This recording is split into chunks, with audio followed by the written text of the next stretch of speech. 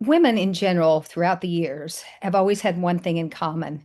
They always have their symptoms or they always have a change in their life that has been long before they failed a screening test or they showed up at the doctor. I mean, this sometimes can be as much as 2 to 5 years ahead of time.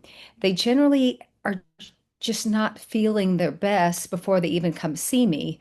So I know when they reach to the door that I've got to be more comprehensive about things. I've got to dig deeper. I can't just take one isolated event and act on that.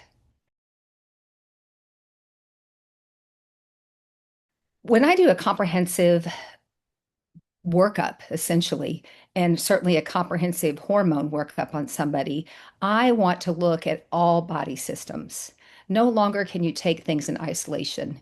Now, we have to remember that we are not required to do routine testing or even check hormones at all before we start prescribing them to women. But I think we now understand that hormones fluctuate so much, and we understand that so many body systems are involved that if we're not looking at trends, if we're not looking at tests that are actually actionable, that we're not going to truly understand and we're not going to get the whole picture. Labs in isolation are just not really that helpful anymore. Screening tests in isolation, probably their best place is to rule out big diseases and big pathology.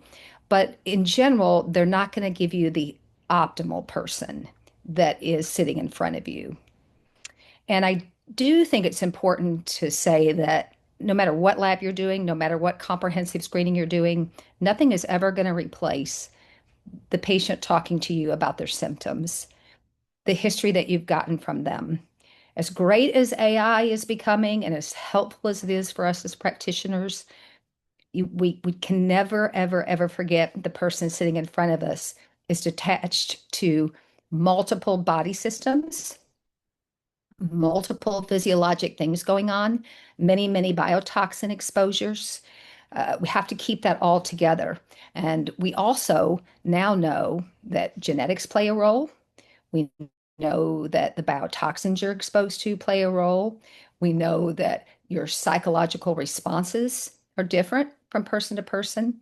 So again, one test, especially a screening test, is not the same from person to person to person. And that's what AI can't do for us. That's what we still have to do. We still have to ferret all that out.